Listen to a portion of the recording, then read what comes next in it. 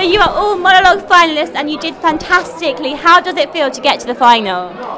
Great, just a lot of fun. Really enjoyed it. Great. I mean, it's just such a good experience to do. I mean, it's scary as hell. It was great. It was good fun to have that audience there and play around, and especially because I was doing a comedy piece that I'd written, so it was like getting the feedback of the laughs. That was cool. No, really fun. Like really nice atmosphere, really friendly. So yeah, just quite privileged to be here. Yeah, I loved it, and my agent told me to apply, and so I just did, and it was fun. It was great. Like, it's good to see the standard of people. Like, everybody from all the drama schools were brilliant, like actually brilliant. Yeah, no, it's really good fun. Nice to do something in a more relaxed environment as well. And I had 3 people tell me that I made them cry, which is always really good as well.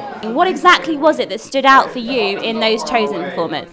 It was the actual sort of emotion of the piece, and that they could portray that to the audience, and you just really felt their emotion. And it wasn't just such that they had a great speech, which they did. They chose very wisely, I think, most of them. But they really emoted, and we really felt it. And I think that's what made us choose the winners. I mean, the standard was really high, and you know, there was a lot of really good people. And obviously. you're looking for that one. You go, okay, I just want to have one who just blows me away, more than everybody else, and then it won't be hard. When they kind of all blow you away, and you're like, what am I going to do here? What am I going to do here? What am I going to do? So yeah, it was fun. So much fun. The thing for me is to believe in the character. If they're in the moment, if they're performing like they mean it and they care about it and they're telling a good story, that's all the audience want. That's all I want. For me, it's all about kind of forgetting that they're a character. So not focusing on the acting and actually just thinking, do I believe what this person's telling me? Am I interested in what this person's telling me? If I can forget that they're trying to convince me of something or convince me that they're acting and they're doing a good job, then for me, that's what sort of gets me on board and sets them apart from the really high standard that we've seen. You know, the standard in general is amazing, but to go that extra mile for me is just to forget the character and just be there on the stage and telling us a true story. Everybody stood out in some way, which is why they got into the final anyway.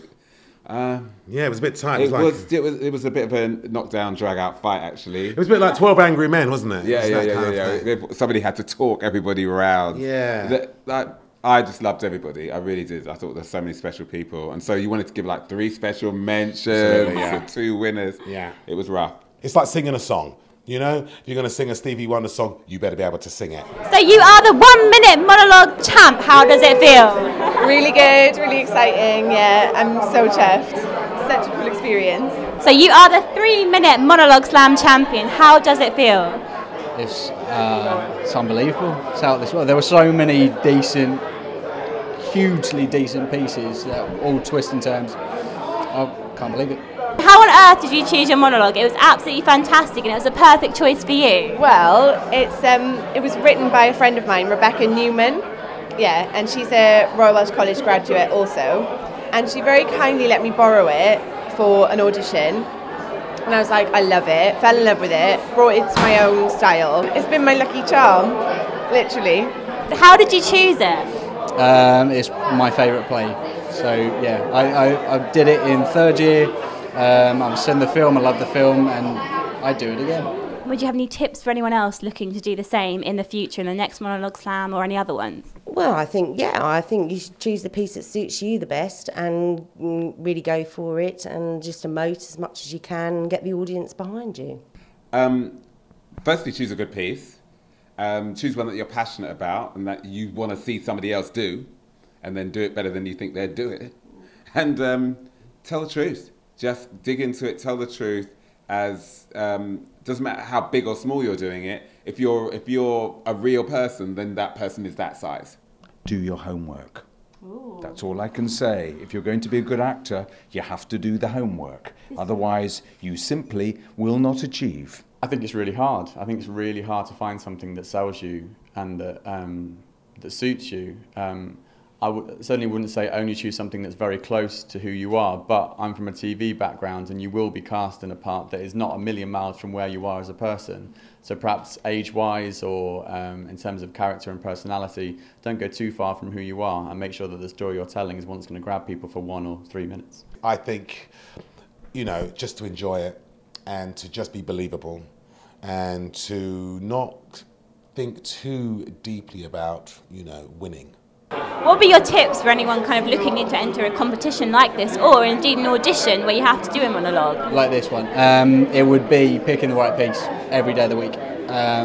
Make sure that it's got a journey. That's always the best. Funny's always nice. It depends. Always take your time, set the status. That's something that me and my friend Jess were talking about, who watched me tonight.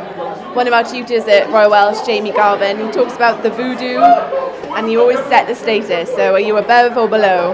Like, look at your audience and then go. What would be your final tips to anyone looking to enter Monologue Slam UK or any competition like it, or indeed any auditions with a monologue? Don't second guess yourself. If you think you want to go, just go for it. You have to enjoy it. Be thoughtful about the piece that you choose, and go to the other slams as well and watch it before you do it. I guess, like, remember to have fun, because nerves can get in the way, and that's just like, why are you doing it unless you're enjoying yourself?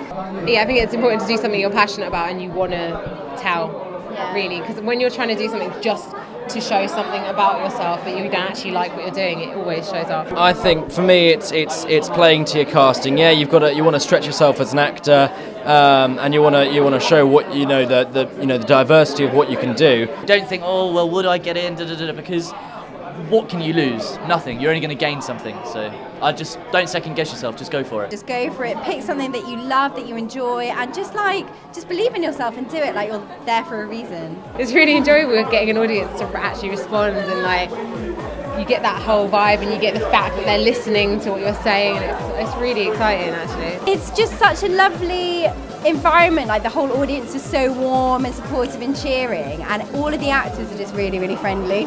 Friendly as well. Hello. It's brilliant to just even to be accepted. There's a huge number of applicants, and then they whittle those down to the auditionees, and then again there's 20 out of those 100 people. So yeah, it's great. It was great. Everyone, Jimmy gets everyone so worked up, having a great time, and it Just to be part of it is an accomplishment in itself, and I had a great night. It was a great time. So.